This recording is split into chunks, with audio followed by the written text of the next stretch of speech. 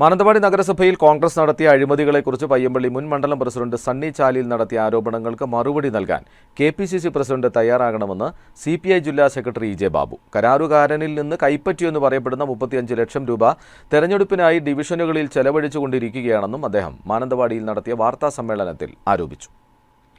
അയാൾ ഉന്നയിച്ച വിഷയത്തെ സംബന്ധിച്ച് കെപിസിസി പ്രസിഡന്റിന് എന്ത് മറുപടി പറയാനുണ്ട് എന്നാണ് ഞങ്ങൾക്ക് ചോദിക്കാനുള്ളത്.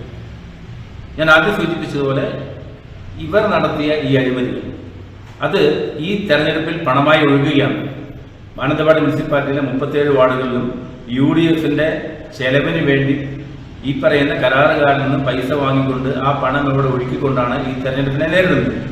അതുമാത്രമല്ല, അവർ കമ്പ്യൂട്ടർ വാങ്ങിയുമായി ബന്ധപ്പെട്ടുകൊണ്ടും കട്ടിൽ വാങ്ങിയ വിഷയവുമായി ബന്ധപ്പെട്ടുകൊണ്ടുള്ള ഒട്ടനവധി അഴിമതി കഥകൾ അന്നേ മാനന്തവാടി ടൗണിൽ പാട്ടായിരുന്നു.